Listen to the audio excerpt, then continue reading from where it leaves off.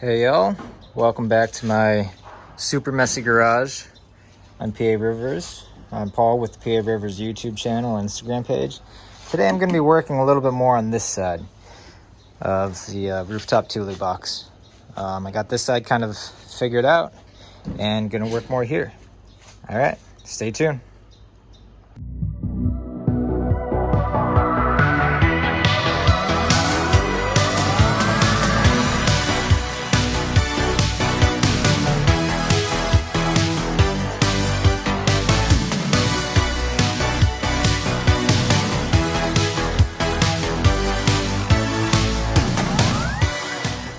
So right now what I'm doing is similar to what I did, or the same as to what I did on the other side. I'm making little boreholes at every intersecting point where there's a crack to avoid any pressure from building up and the cracks getting larger.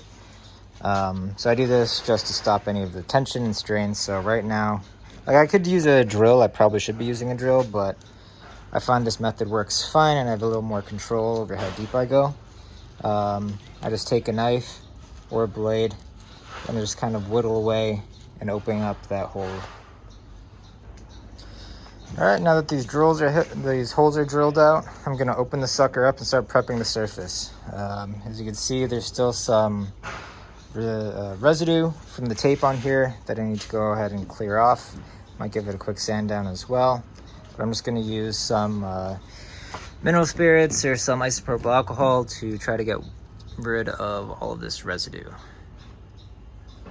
But be sure if you're doing this to wear gloves, eye protection, maybe even a mask.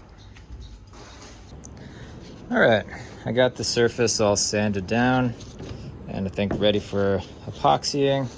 Surface on the inside, I mean. I'm trying to keep the outside pretty smooth. Yeah, so I sand everything down. I got all the residue off of this piece, which is going to fit here like that. I'll get everything taped up and put into place, try to get it as worked in as I can. Tape that up with some Gorilla Tape, get this piece in, and yeah, we'll see about getting some epoxy work done on it. Well, all right, this is what I mean by taped up. I have everything as well aligned as I could get it. I sanded it down again, maybe put a little bit more space in between the edges here. See, that one was kind of bent out. So by cutting it away, I was able to clear out that tolerance. It's not perfect, but now the fiberglass is going to be able to at least adhere most of the stuff together. Yeah, so again, I cleaned out the inside here, sanded it down.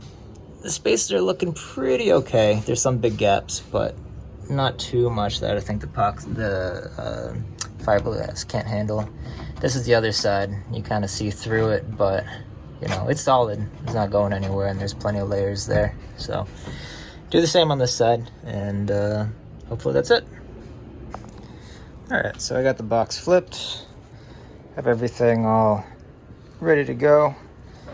And I have my fiberglass sheet cut down into segments. So first I'm gonna start with the little strips, go over kind of the harder hit areas, parts that needs the most support.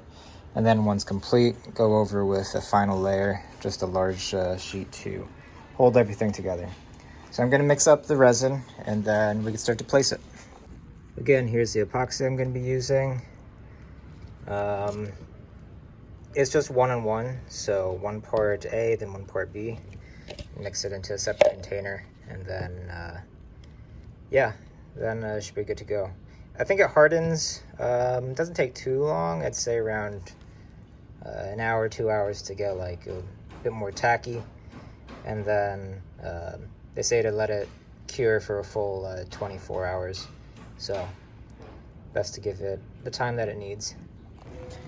All right, once you get that mixed, you just want to stir it up really nice. And then do a thin coat of the resin first, and then start with the epoxy. Start with the fiberglass. Keep on saying epoxy. Start with the fiberglass. All right, Sorry for not recording that step, but it's kind of hard to do. You know, I'm just filming on my iPhone, my phone camera, so I don't have anything that can let me be hands-free. But essentially what you see, I did the same as I did over there. I layered it, started with those strips. First off, you have to be sure everything's kind of sanded down in there so there's something for the resin to adhere to. And then you start off in strips to give it reinforcement. And I did quite a few strips up here just because it's really gashed out and very damaged. And then at the end, I went over with this large sheet to protect everything and to hold everything in.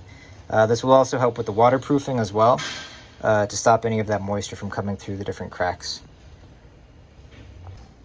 Something to bear in mind, you know, since it isn't waterproof yet, there's some resin coming through the fiberglass sheets and down through the cracks. So every now and then I just take a napkin and I just wipe it off so there's no major drips or anything. I'm gonna have drips, that's just a part of it. What I plan to do is sand everything down afterwards, and then I'm gonna cover everything in a bonded layer. So it shouldn't be too bad, and I should be able to play around with it a little bit more later. All right, I'm gonna let that cure maybe a day or two just to be sure that it's adhered well, and then I'll come back on a different video and show you the end result when I'll start to sand everything down and try to get it nice and smooth on the other side. All right, this is how we're looking after taking all the tape off after it cured for a day or two.